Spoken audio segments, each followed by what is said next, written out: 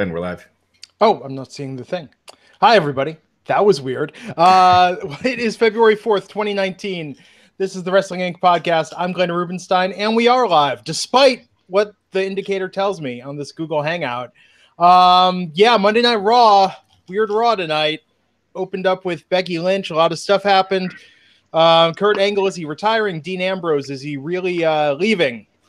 We will get into all this and more. Matt, top-level thoughts. What did you think tonight of Raw?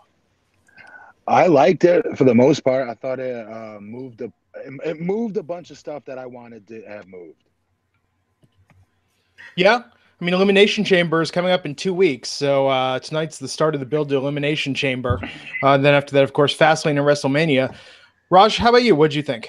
I was mixed. I thought there was some good stuff on it, but overall, I'd probably give it a thumbs down. I thought the main event was kind of weak. Glenn, we just lost Glenn. All sorts of technical difficulties tonight. I thought with Braun Strowman, I think they've completely humanized him. He's not that unbeatable monster that he was 6 months ago. Yeah. He was one of the few really protected stars that they had. It just pains me to see what they're doing with him. Yeah.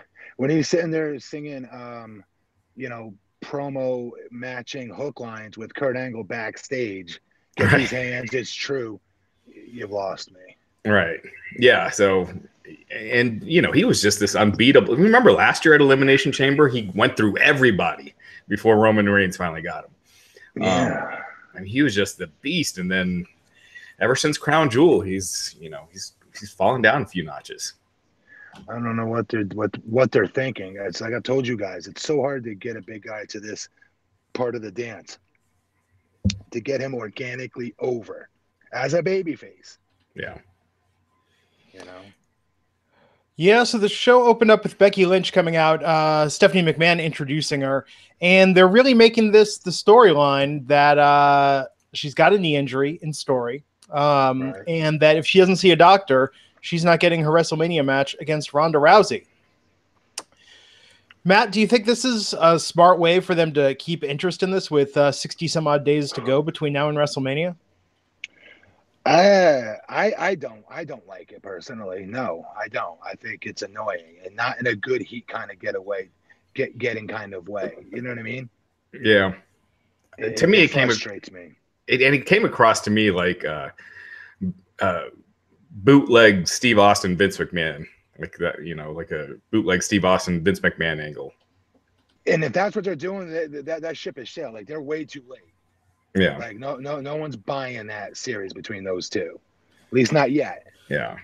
One thing that was kind of messed up was Becky was advertised for this past weekend's SmackDown Live event, and she didn't appear, and AJ Styles didn't appear either. AJ Styles has got some minor injury or something.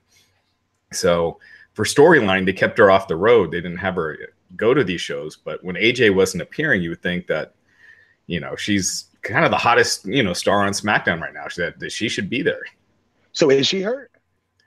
I know. So according to a report from Post Wrestling, they had said that Seth Rollins, AJ Styles, Sasha Banks are all hurt right now, but Becky isn't. And that's just storyline. Oh, okay. Interesting. Yeah. Yeah, tell me what you guys think about this. For me, why this is frustrating is I'm expecting them to deprive us of this match somehow, whether it's adding Charlotte to it or it happens, but it's not the main event, or they decide to go with another direction because Vince, doesn't see it. Do you feel like this is too close to true? No, they cannot screw this up. This is too obvious, even for them to mess this up. You guys don't think so? There's conflicting reports that Charlotte's still going to be added to it. No. Yeah, I think it's a huge mistake.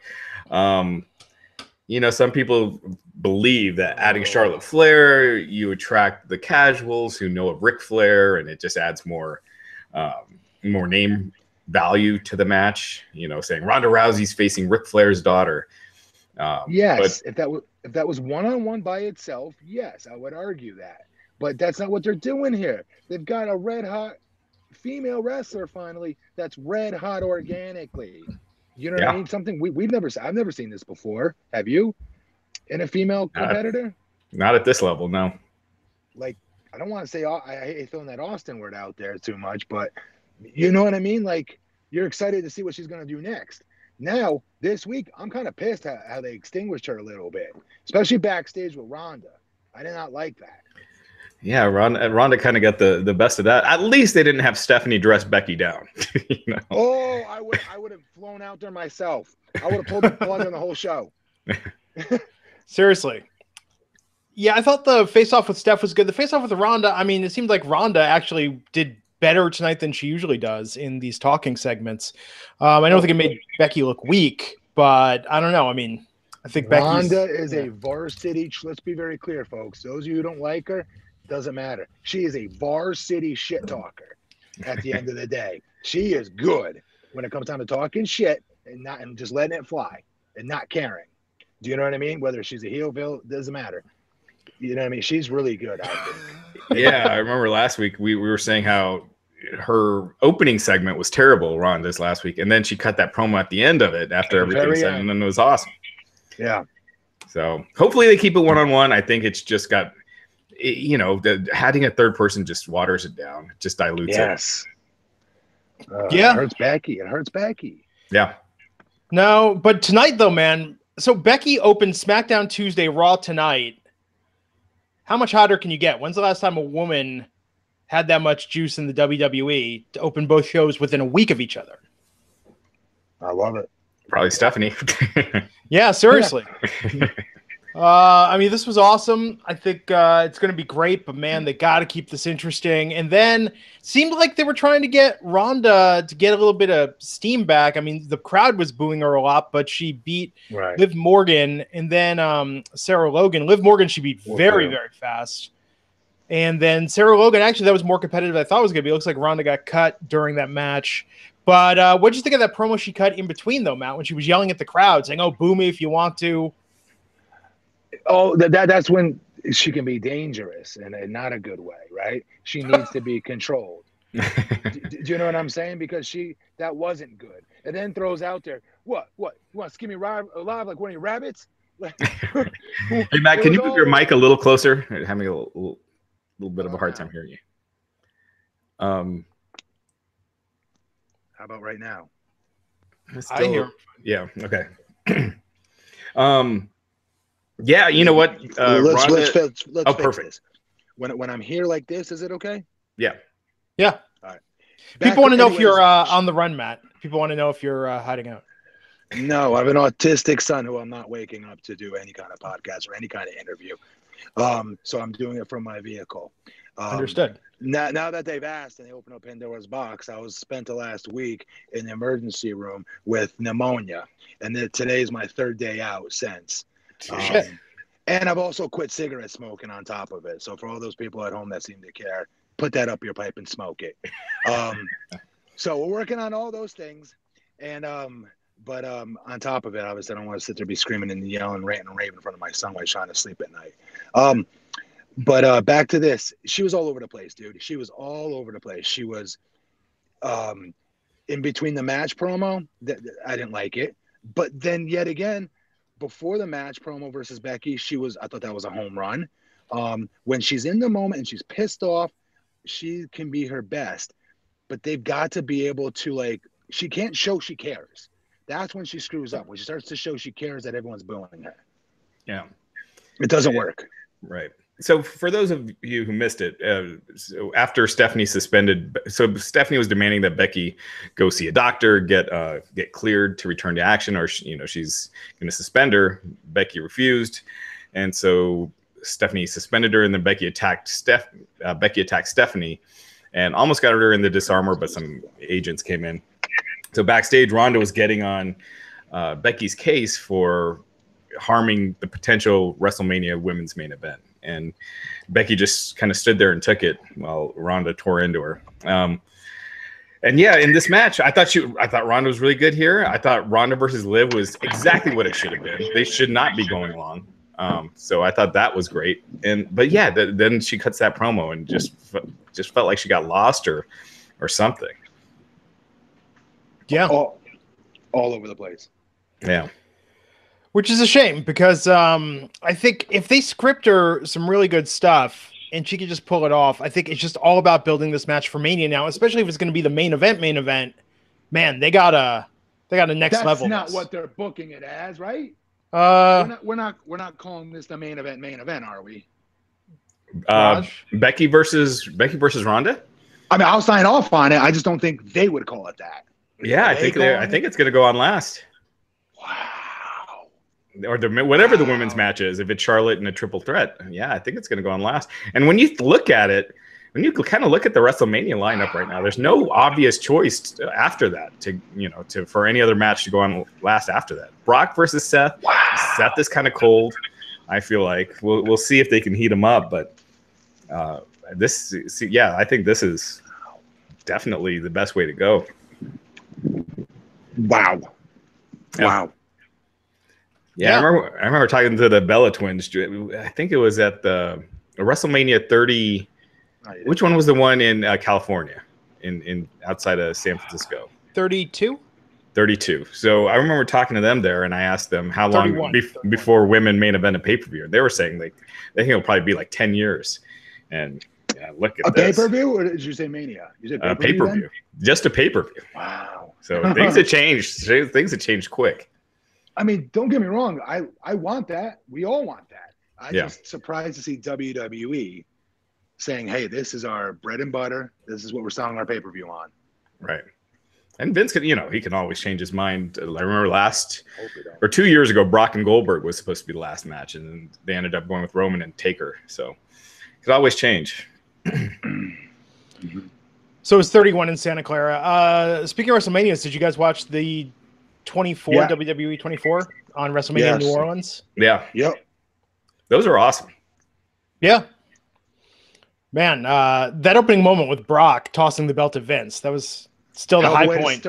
Still great. You can't. How do you start something off better than that? Brock is just so great. Like who else would have the cojones to do that? Shawn Michaels. That's about it. And right. Even then, I don't know. Yeah, Shawn back in the day, not now. Yeah. So after that, we got Bayley and Sasha warming up backstage, got into an altercation with Alicia Fox and Nikki Cross in advance of their match. Then we went to the ring where we had a Four Corners #1 contender tag team match to determine the new #1 Raw tag team contenders. We had the B Team versus Heavy Machinery versus the Lucha House Party versus the Revival. Heavy Machinery, their second four-way #1 contender tag team match in a week's span since they were in this position on SmackDown last Tuesday. Matt, what did you think of this match and the Revival winning to become the new #1 contenders? Real quick, I want to do a mic check. Am I okay like this, or am I better off like this? Better off like the second. Yeah, better off like the second. Yeah. Yo, Heavy Machinery, guys. I try to give them another chance again. Guys, it's terrible. It's terrible. Like, they're taking 5 minutes to double body slam someone to the outside together in unison. Like, it's the most basic crap that they're doing, and I don't get it. It's like they're setting to do something up crazy, right? And then they rub each other's stomachs into each other. Do you know what I mean? It's like they're setting for something up huge, and then they do crap like that. And then like the bushwhacker battering ram. Yeah, I did not like that explanation by Cole, either. But it was, I didn't like it. I don't like it. And I hate to sound like a party pooper, but I don't like it. I think it's corny as hell. It's a waste of time on my TV. And if you're going to have the worm be a move, it's got to be like Scotty 2 Hotty. It better win you the goddamn match, or else it just looks stupid. It's getting over, though. I mean, the fans were popping when he did it. They did react when they went to commercial break, when they were standing tall in the ring. They did react to them. Yeah, I mean, Otis has got some charisma, so we'll see if it works. So does Glenn. That's true. I can't do the worm like Glenn can do the worm. Yeah, that's all. That's all holding me back.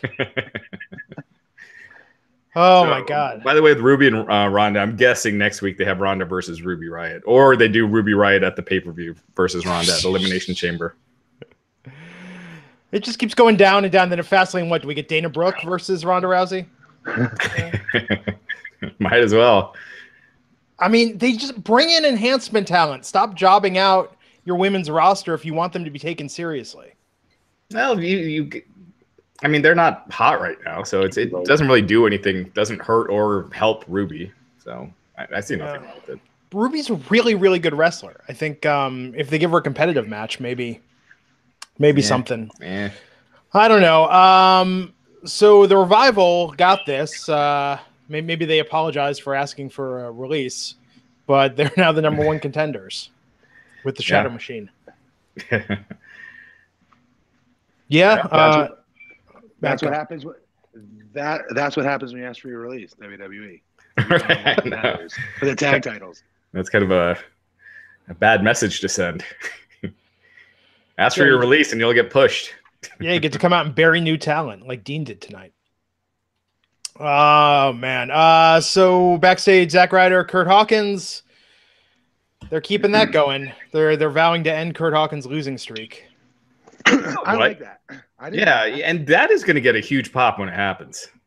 I think it will too. They went down their history a little bit there on Monday Night Raw. You know what I mean? I don't know. I thought it was cool. Yeah. I'm predicting right now, if it's true, it'll be Dean Ambrose. That's who Kurt Hawkins goes over on. Because he's doing the job on the way out to everybody. Yeah, I mean, if it's true, right? Then I'll believe it. Then I'll believe Dean is leaving. You can tell tonight. I thought it was pretty clear. If it's a feud, no. If it's a feud, no. Yeah, no, he was beaten like he was nothing. Zack Ryder pointing out that they spelled his name wrong on the graphic last week. That was interesting. Is that true? Yeah, they did. I think it was spelled, I'm forgetting if it was Z-A-C-H or if they misspelled his last name. But yeah, they had misspelled it. Wow. Let's take a moment and thank the sponsor of this episode, which is SeatGeek. Oh, buying tickets. So difficult, so complex, so confusing. There's nothing quite like being there in person, and SeatGeek will get you in. SeatGeek pulls millions of tickets in one place. You can easily find the seat you want for a price you're willing to pay, and they will get you close to the action for a great value. We've got a deal for you. Listen up. We'll tell you at the end of this ad, but I'm telling you, with concert tickets, WrestleMania 35, great example, on sale now for New York. Maybe the Becky versus Ronda thing has got you interested. Go to SeatGeek. They've got the best seats for WrestleMania for all your sporting events, comedy, concerts. Today, over the weekend, we watched Bohemian Rhapsody, the Queen biopic. And we're like, you know what? We should go see Queen in concert with Adam Lambert. Let's make it happen. Went to SeatGeek, found great seats, and we're going to be like in the first 10 rows when we go and see them later this year. SeatGeek made it possible. And the way they do it is that SeatGeek is designed to make your ticket buying experience easier than ever. They search multiple ticket sites and grade every ticket based on value, which helps you immediately identify the best seats that fit your budget. Plus, every purchase is fully guaranteed, so you can shop for tickets on SeatGeek with confidence. Make SeatGeek your go-to source for everything sports, concerts, comedy, theater, professional wrestling, and more. I've got the SeatGeek app on my phone. Raj has it on his. It is by far the easiest way to shop for tickets. And like I said, Queen and Adam Lambert, they're getting us in. We're going to go. We're buying a bunch of tickets for shows in Las Vegas when we go there next month. Did you know Salt and Peppa is playing in Las Vegas currently? We're using SeatGeek to get tickets to that. I'm excited. Push it. I hope they talk about sex. I think it will be a great show. And SeatGeek has been awesome. It has allowed, God, my wife and I, we see so much more now in terms of concerts, theater, professional wrestling. Sex? It's a reference to a song. It's a reference to a song. You don't remember that, Matt? You don't remember Let's Talk About Sex? That was Salt and Peppa's big hit. And Push It. And Shoop. And Salt and Pepper performed at a WrestleMania. A lot of people may forget that. Wow. How do you say their name? Salt and Pepper. I just want to hear you say it. Like my beard. But yeah, they performed Lawrence Taylor's entrance at WrestleMania. Was it 11 or 12? What WrestleMania 11. Yeah. That is awesome. Well, best of all, here's the deal. Our listeners can get $10 off their first SeatGeek purchase. Just download the SeatGeek app, enter the promo code INC today. That's promo code INC for $10 off your first SeatGeek purchase. SeatGeek, life is an event. They've got the tickets, and we thank them for sponsoring the Wrestling Inc. podcast. Oh, Mania. See, I've been on the fence. I mean, I think Becky and Ronda, that's going to move some tickets from people that were on the fence with it. What else in Mania, Matt, do you think, as it stands, is worth going? I mean, we're going to have Brock versus Seth. Is there any other obvious matches in your mind? No. Raj said it earlier. He said, what else is there besides this women's match that's a go-to, like, Taker versus Shawn Michaels match, right? We don't have that. I would argue we didn't have it last year, really, or the year before. I didn't feel that. I don't know. I'm already forgetting last year. Yeah. Same here. And I just watched a documentary on it, and I'm already forgetting it. I mean, Rousey in the tag match was big, but that was yes, it over exceeded expectations. Right. But yeah, like Roman and Brock had that weird ending. The fans crapped all over that match. If Seth beating Brock, that's okay. Yes, that. Yeah. But he has to beat him. Yeah. We'll see. So what's the word? So is AEW really going after Brock? What? Well, first of all, they can't go after him right now. He's under contract with WWE. I'm aware of that. Now, as far as like people are speculating that, you know, when his WWE contract is done, that now you got another company with a lot of money, so Brock can, you know, up his price even more. But I see no way in hell that Brock goes to AEW. No way in hell. I think I don't even see UFC anymore. I think that ship has sailed. I think he'll, you know, maybe use it as a negotiating chip. Maybe take a picture with Tony Khan, but but I think he'll be with WWE for a while. So the night's most confusing angle, Kurt Angle came out to the ring sounding like he was announcing his retirement, and then somehow ended up in a tag team match with Braun Strowman as his partner in the main event. His 3 eyes have turned into 3Ds, doubt, defeat, and depression. And was interrupted by Drew McIntyre and Baron Corbin and Braun Strowman, which set up the match for the main event. What do you think, Matt, of this latest wrinkle in Kurt's career? Here's my question: What was he about to retire from? He's been retired. What was he going to add? Like, okay, I'm really going home this time, guys. No, seriously, like, I'm really going home. Like, what else actually would it have been? I guess maybe just that he's going to wrestle his last match, or I don't know. I mean he's retired. I mean, I was hoping it was going to be, you know, something about the Hall of Fame, you know, something like that, maybe. Yeah. Well, he's in the Hall of Fame, so. But yeah, but like him announcing who the next people in the Hall of Fame are.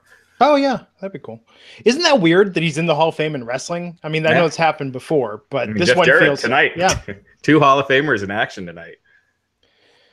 Yeah. What do you think, Matt? I know you've got a personal relationship with Kurt and a friendship from your time together in TNA. What would you like to see for Kurt next? What he's doing, but I'd like to see them use him more. He has so much to contribute. You always hear people talk about like stars like that, how they have so much to contribute creatively to the business and young minds and things like Kurt really does though. Like he really eats, sleeps, and drinks this business. He really was a prodigy at this. Nobody's ever picked this business up quicker than him. Like really. So like there is things for him that they should be utilizing more. Maybe they are, and I'm unaware of it. Maybe he's married to certain guys each week on the road for house show loops for all I'm unaware of. Things like that, but they need to be utilizing the hell out of him. Yeah. What if, oh, sorry, go ahead. You know what I mean? I don't know how that is. I don't know if that's just riding in a car, because that's what we've learned the most from each other is usually riding in cars. Something as simple as that, man. I remember I would pay for his meals, you know what I mean, to get a chance to ride in the car with him. Yeah. To ask him questions and annoy him to death. Yeah, he's too big of a legend to be just jobbed out and beaten like nothing. So, you know what I'd like to see? This was an angle that they were going to do with Ric Flair while, you know, when he retired, but they never did, was have Kurt Angle come out and say he's not going to lose again. And if he loses again, he'll retire. And that leads to a WrestleMania match with Drew McIntyre. Kurt can put Drew over, but have it be competitive. 50, you know, and does his retirement match at Mania. Drew McIntyre gets something out of it, and it's a big WrestleMania singles match. I really wish they would have stretched Drew versus Kurt to what you just said, to Mania. Yeah. Do you know what I mean? That first time he came in, destroyed him with his own finisher. Yeah. That would have been a lot more meaningful at Mania and a nice build. I don't know why they would just fart all over that. Yeah, it was just a random TV match. It did help. It did help Kurt though. I mean, it did help Drew though. But yeah, they got to do something. This main event. I mean, we'll talk about it, but even with that, very trying to have their cake and eat it too with the finish and whatnot. So when Bayley and Sasha came out with their match against Nikki Cross and Alicia Fox, they were attacked right off. Largely, they were selling it on commentary as a handicap match with Sasha mostly out of action, Bayley taking on both Nikki and Alicia at the same time. And really, seemed like they were setting it up to where there was, I thought, legitimate doubt that they could lose. But of course, they pulled it off in the end. Sasha Banks and Bayley winning, and they're going to be in the first ever women's tag team championship match at Elimination Chamber. What do you think, Matt? I'm curious what your thoughts are on Nikki Cross and Alicia Fox as the tag team. Do you think that has longevity? I like the beginning of it, but they still tipped their hand on what was going to happen in the tag tournament. As far as Becky and Homegirl winning that tag match, they jumped them in the beginning. Obviously, it's like, okay, well, at least they're trying, because nobody would ever buy those two or beating those two normally straight up. So I like the fact that they jumped them before the match started, and they came back from commercial break with something to fight uphill from. And it was also done. So Sasha apparently is not cleared yet. She's got some injury, so she missed weekend Raw live events. So that was the way for them to write her out of the match. So I thought it was well done. Since she couldn't wrestle, clearly they must think that she'll be ready to go by Elimination Chamber. In time, yeah. So. But they could always pull her out of the match at the last minute, like they did with like they've done in the past. They've got to win this. When's the last time Sasha or Bayley? It's theirs. Yeah, I'd hope so. Unless Sasha's injured enough and doesn't get cleared by that time, but you would think that they would have to win it. Yeah, maybe Nia and Tamina, and then have Sasha and Bayley chase for a while and win at the first pay-per-view after, but I don't know. Do it at Mania? Yeah, that'd be pretty cool. We got a backstage segment with Apollo Crews and Razor with Drake Maverick in tow. Is that setting up something for main event? I'm sure it's setting up something for next week. Oh, okay. Yeah. That's cool. And then Jeff Jarrett with Road Dogg out there singing "Alone with My Baby Tonight," following up on last week's segment, setting up a match tonight for Jeff Jarrett versus Elias. So, Raj, is there truth to the rumor that this was sort of the last chance for Elias to prove himself? I wouldn't know. What? I wouldn't listen to rumors like that. That's why I asked. Time out. Why are we even talking in that the terminology? His last chance to prove himself. You see this stuff, and when I bring it up, just so people know, I bring these up, and Raj and I have talked about this off there before. Sometimes it's play devil's advocate because you see this shit repeated on Twitter all the time. And social media. Yeah, where people are like, and it's like some third-hand rumor from either misinterpreting something Meltzer said or a site nobody's heard of, but people repeat it enough. So they're saying, oh, Elias, his recent turn was because he wasn't getting over fully or he wasn't capitalizing on it. So this segment with Jarrett is to sort of test him. That's why I asked, because tonight it seemed like to me, Elias was plenty over. I don't know about you guys. I thought Road Dogg, always great. He was fantastic. With Jeff Jarrett, though, I mean, I don't know what we're getting out of this. Well, Jeff, that's just never Jeff's favorite thing, right? I think everybody knows that, right? Jeff's a freaking money wrestler in the middle of the ring. He's got great charisma. He doesn't need that shtick, that gimmick. Yeah. So it's probably like me going back and having a stutter for all I know. You know what I mean? It's like, well, shit, this is what you bring me back for? I can do A, B, C, and D, right? But you want me doing F? All right, fuck it, I'll do it.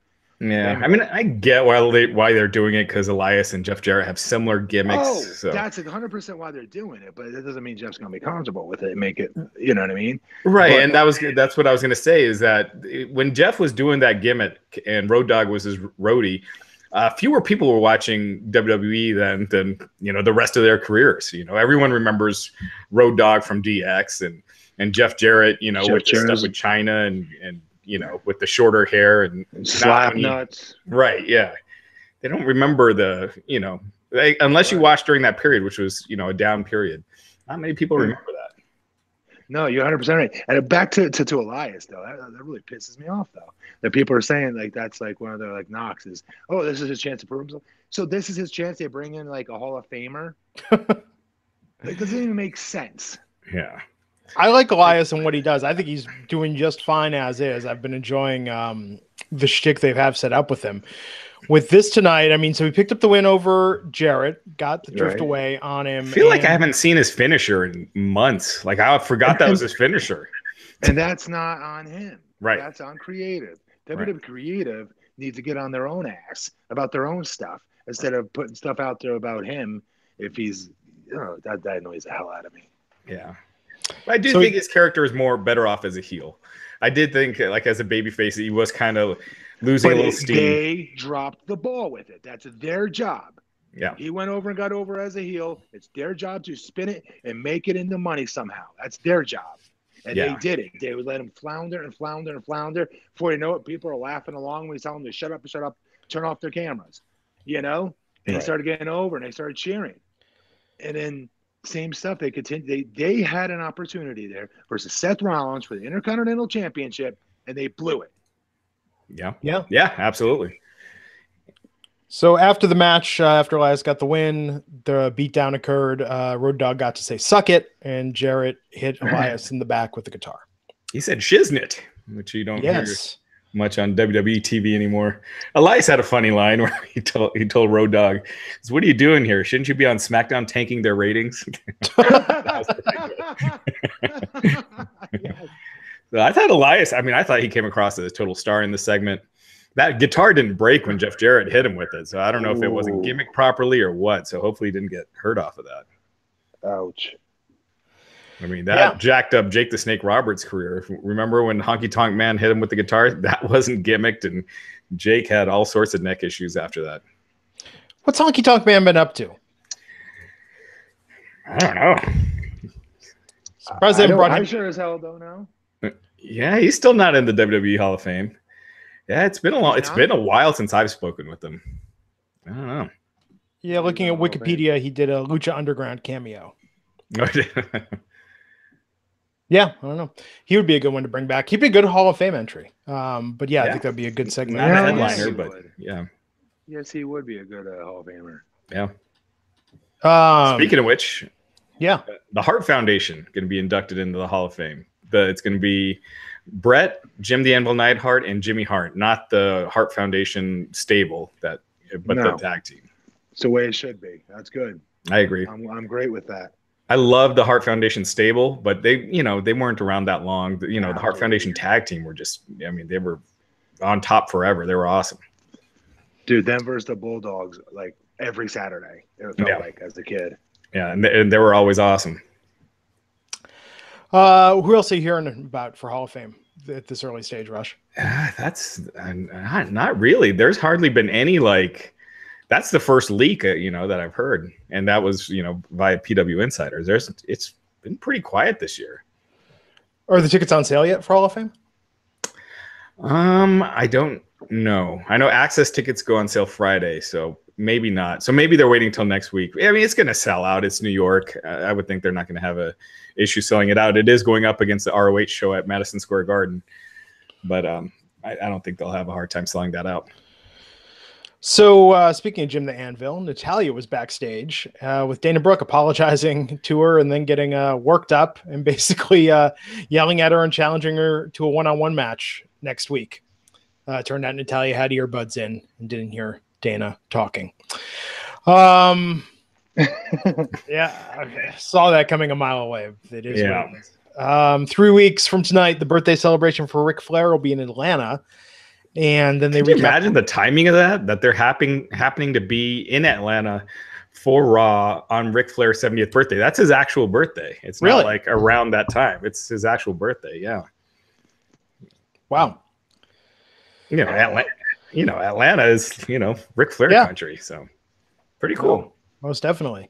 Finn Balor backstage came out for a match or confrontation with Bobby Lashley, and then Bobby said, "You're facing Lio Rush tonight." So we got Finn Balor versus Lio Rush in a fight. Lashley saying that if he entertains him, maybe he'll get a shot at Lashley.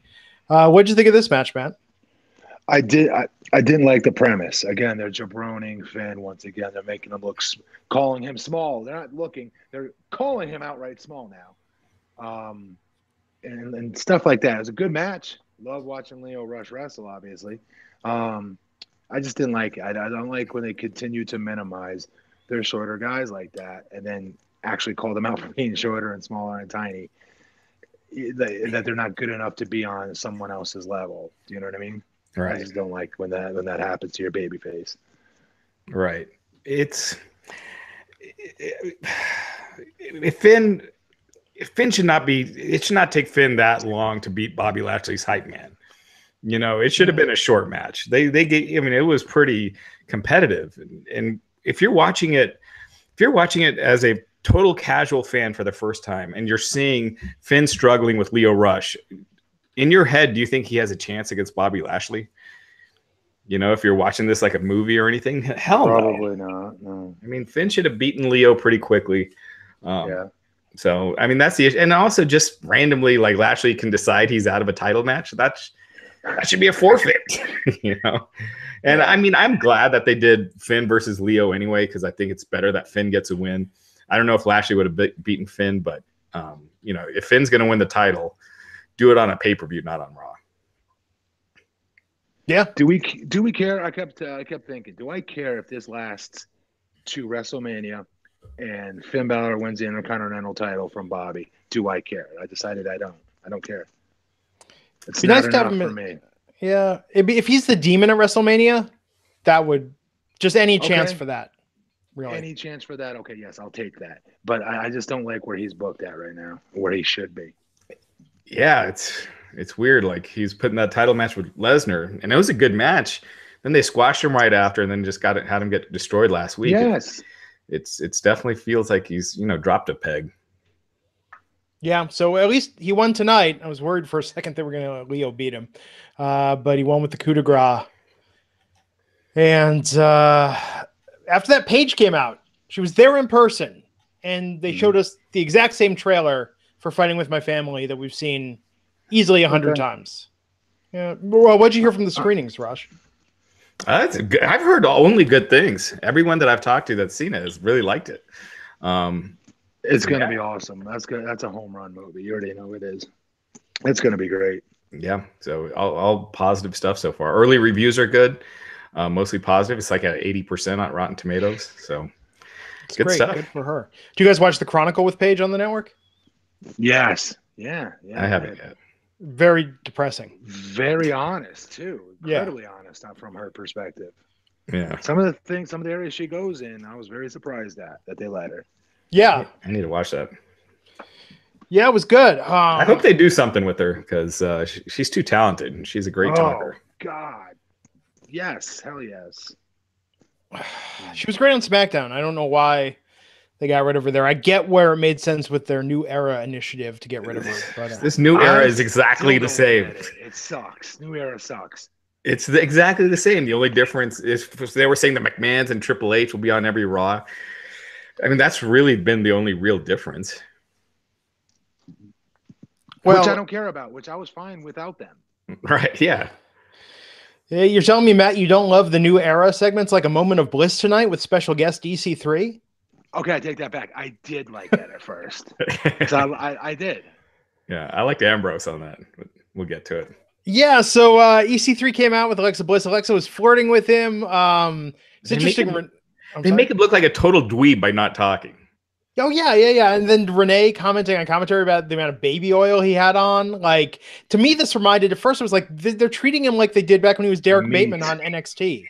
Oh, yes, a little bit. But then the bell rang and he showed something, right? He knocked the mic out of his hand first and then got his heat back, I thought.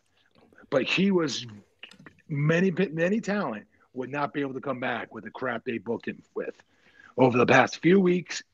And even getting jabroned like that for the first 5 minutes of that promo. Yeah, Nia Jax come out and saying no one cares. And her too. Yep.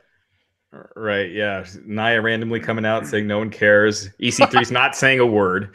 Every time he's like, it looks like he's about to talk, he just stands there. Like it's like they're always late to interrupt him, so he just stands there for a second, like not saying anything when he's supposed to. It's like, yeah, don't copy Derek Bateman, copy TNA EC3. He's great on the mic. He's got the poise. He's got the, he's got all that stuff. So use it. And then, Dean Ambrose coming out. And Ambrose was funny. He's like, you look like a Creed fan. You a Creed fan. Yeah. Ambrose was good. Then that led to a match with them one-on-one in the ring. Dean Ambrose versus EC3. And competitive, but EC3 won decisively. And then beat him jackknife cover for the pin and the win. Yeah, beat him clean. It wasn't long. Fans kind of turned on this match a little bit towards the end. They got a little quiet. I think maybe they saw that Dean was getting buried, or I'm not sure what it was, but yeah, I mean, EC3 with a big win to start. I mean, it's better than those backstage segments they're doing with him. Yeah. So Matt, I'm glad you're feeling better. I know you were out last week with the flu. We didn't get to talk about pneumonia. Pneumonia. I apologize. But we didn't get to talk about this. What do you make of the news of Dean Ambrose asking to be let out of his contract and being granted his release? I thought that was a work. I did. Yeah. Reading about it. I don't know what to make of it. Has he made that much money where he can retire? Well, he doesn't need to retire. He could just take some time off. He could look at his options. I'm sure I do hate always bringing up AEW because they haven't had a show yet, but they are throwing their money around. So, I mean, he would be a big get for him. Yeah, he would. So this is, but if this is more of a mental break, you know what I mean? Vacation that he needs, then maybe he goes to a couple years, steals some money, and goes back to WWE when he's ready. I don't know. I just know the way they've been booking him in WWE is nowhere near on the same stratosphere as Seth and before that Roman. Yeah. Yeah. Pardon me. He's not renewing his contract. He didn't ask for his release. Right. But yeah, it seems like with this, I don't know. I think for me, I think it could be an amazing storyline if it's a storyline. If you're doing a storyline, then you don't just have him get beat like that with no rhyme or reason and just tossed out at the Royal Rumble. Like they're booking him like he's on the way out, and not in a way that is obvious to, most fans. Yeah, well, we shall see. It's very different. It's very different because you never see them talk about this the way they have so openly about him potentially, not him leaving once his deal's up. Yeah, issuing a statement that he's not renewing his contract and expires in April. Yeah, I don't recall seeing that before. There was the only time I can recall was with Kevin Nash when he was leaving to go to WCW. They announced that a few months ahead of time they had an AOL channel back there, and I remember seeing that. I was like, dang, that's really happening. Then we went backstage, Mr. Mojo Rising, Mojo Rawley talking to himself in the mirror. Hey, something different. I'm always a fan of something different. He's a good promo. Yeah. I mean, I thought he's good. I just need to see, we need to see how they tweak his presentation in the ring. How does that translate to the ring? Yeah. Right. Yeah. Prime promo slot with this right before the main event. So we will see how that develops. Main event was Drew McIntyre and Baron Corbin versus Braun Strowman and Kurt Angle. This ended in DQ. I felt like it was competitive for most of it. After the DQ, which led to McIntyre and Corbin winning because Braun attacked Baron when he wasn't legal. And then after that, they just beat up... They got into a fight, and it ended with Angle and Strowman standing tall. But, of course, the other guys got their licks in before it ended. I thought this was kind of a weak main event. I mean... Because it was. Yeah. I thought it was very... They've neutered and vanillaed up my boy. Braun. Braun. Yep. He's just another big guy now. And you got Kurt, who they made into like this wimp all of a sudden. Like, you know what I mean? Like he's Father Time and all this other crap. Stuff I'm sorry. There's still the real Kurt Angle in there. And I don't know why they're not tapping into it. And then the ending. He gets DQ'd for interfering on his partner's behalf. They do that in every tag team match. It was so stupid. Lazy. It was lazy. Yeah, it was lazy. I I don't know if this is leading to a tag match at the pay-per-view. I would almost guess so. Yeah, again, if this is part of if this is what they're doing with Braun Strowman right now, Raj? Can you imagine? I know. 6 months ago, if I told you this. Right, I know. Remember when he was feuding with Roman, and it's like, man, I just can't see Roman beating this guy. How hot he is, and how the monster that they made him. And then, man, that crown jewel match hurt him a lot with Brock, where he just got destroyed. And here's the craziest thing: Elimination Chamber, guys. There's one more Raw, and then Elimination Chamber's happening. Right. Like, there's not much they can build to. And now I know the women's match is going to be big. I know the Daniel Bryan match with all the SmackDown contenders is going to be big. Like a lengthy match. But this guy, I mean, this is going to be kind of a weak pay-per-view as it stands, right? I mean, there's not a lot else that's really hot right now. These usually are, again, there's not. Last year you had the big Raw. The Raw side was up for grabs with the Raw WrestleMania main event, and you had Braun and destroying everyone before Roman finally beat him to earn the WrestleMania main event. Yeah, I mean this year it's you don't have that like marquee value match, but yeah, it's kind of lackluster. But we'll see. The first ever women's tag title, so that is something. That's cool. That'll be good. Maybe Becky interferes with whatever match Ronda or Charlotte are in at Elimination Chamber. I don't know which way they take this, but SmackDown tomorrow night, I'm sure we'll get some answers about how they're going to continue to build this. But overall, what do you give this Raw, Matt? C+. There you have it. Raj? I'd go like a C. Okay. There wasn't much on this show that I thought was really good, but at the same time, there wasn't that much that I thought was terrible or bad. Yeah. What else we got? We talked about the news about the Hart Foundation. Talked about Becky missing some live events. Seth Rollins is injured. Yeah, Seth Rollins is injured. I guess he's been injured for a little bit, even before the Rumble. Wasn't at the Raw live events last weekend. He was still scheduled to be at Raw tonight. WWE had him listed for tonight's Raw, and he didn't have him appear, which I think is fine because he can sell the injury, from Brock getting destroyed by Brock last week. It's probably actually better in the storyline sense that he wasn't there. But yeah, it's Seth. He has the worst timing sometimes with these injuries, because I remember that one year when he wrestled Triple H and he got that injury from Samoa Joe. He was able to still make it, but it was I remember it was really touch and go on that one. Yeah, it was. This is a big opportunity for him. This is huge. Yeah, you know what I mean. Hopefully they pull the trigger all the way with him. Yeah, assuming he beats Brock, you would think that's the way they're going, but. They always, Brock matches. No one thought he was going to beat Braun at Crown Jewel, and no one thought, he was going to beat Roman last year. This is true. And he looks formidable. I know he's not as big as Brock. I get that. But height-wise, he ain't that far off either. Right. So finally, with one of these younger guys, the flip-flop flies around the ring, as everybody would like to say, you know what I mean, about somebody that they might not be fans of the newer wrestling, But this guy is the whole package, Seth. Right. He really is. And I don't know. I just hope they pull the trigger with him. Yeah, I agree. One more thing, WWE, during tonight's Raw in Canada, they announced that the Superstar Shakeup will be taking place on the Raw and SmackDowns in Montreal, April 15th through the 16th. And they're calling it the first international Superstar Shakeup. Wonder if that just means it's because they're doing it in Canada.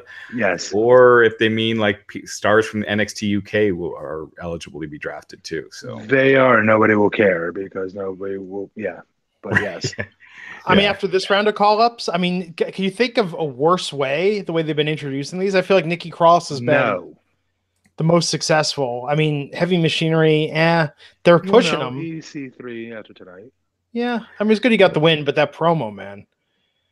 Yeah, they made him look like a dork before he got the win. Hopefully they don't make him look like such a, so weak out there on the mic, and give him some real promo time. Lacey Evans, she's been MIA since the Rumble, right? I haven't seen her. Yeah, but Lars was supposed to be getting a big push. So, and I guess they did want him on Raw last week, but that didn't happen. So we'll see what's going on with that. EC3's intro reminded me of when Tyler Breeze got called up, and Dolph Ziggler was doing the problem with all you millennials, and stuff, when he was like giving him crap, and then Tyler got the win, but it was still kind of, I don't know. Seems weird to be dressing down the new talent. You can see when they're really when they're bringing someone up that they see as a big star, like Lars. You could kind of tell that they had that they had big plans for him, and when they don't, and that's like almost every other NXT call up over the last couple of years. They put his own song together. Like, they spent money on that. EC3. Yeah. Like, I would argue they don't do that for everybody. They give you generic music generally if they don't have any plans for you. You don't think so? CFO, I thought, just like has not saying it's brain surgery to put words together for him, but I'm saying WWE, when they generally have some type of theme song for you, it's true. Yeah, it's not, you know what I mean? But then I don't know, because then you watch what I'm watching, so I don't know. All right. Yeah. But yeah, overall, it was there, and the ratings last night were not great after the Royal Rumble, so they were actually down from a couple weeks before. SmackDown got no bump at all. So wow. If they're hovering at that 2.1 million mark, if they, Fox, that's not good for Fox, but obviously they're going to get a boost being on network television, but they're also going to lose some moving to Friday nights. So I don't know how much of that will cancel each other out, but we'll see. I feel like they need to start working on SmackDown ratings sooner rather than later. So, but people are interested. I mean, our podcast only continues to grow in listenership. Raj, you tweeted out the Wrestling Inc. had its best non-WrestleMania week ever last week. Yep. Yeah. I mean, the web traffic has been up every year, even though ratings are down. But I think it's just more and more hardcores. It's not. It's the hardcores are visiting more often and finding Wrestling Inc. and you're losing the casuals. And I'm going to say this now: it's easier than ever to follow the news and watch clips online. It's easier than ever to follow the product without watching every week. And that's bad. They should make it so you're excited to watch it live. Yes. Yes, it's their job. That's their freaking job. Yes. Yeah, they're not getting paid for YouTube views or hardly anything. It's like 5 million a year when their TV deal is hundreds of millions. So. Yeah. Well, anything else to cover before we take this home? I think that's it. Cool. Mr. Matt Morgan, got anything to plug? No. SmackDown tomorrow night. Yes, We'll be here tomorrow night. Raj, what's coming up on the site? We had our interview with Jeff Jarrett. So nice. Part 1 was up today. We got part 2. The full interview is going to be on tomorrow's Weekly. Tama Tonga, got an interview with him that's going up this week. He talks about being in New Japan, AEW, all the guys leaving for AEW, all that stuff. So it's really interesting stuff. So definitely check it out. Awesome. I'm Glenn Rubenstein. You can find me on Twitter at Glenn Rubenstein. We'd appreciate a follow there. A live tweet along with WWE programming. And if you're a fan of this podcast, please do us a favor. Head on over to iTunes. Leave us a rating and a review. It greatly helps our discoverability and helps new people discover this podcast. We greatly appreciate that. So until next time, folks, I'm Glenn Rubenstein, and we'll see you back here on the Wrestling Inc. podcast. Take care.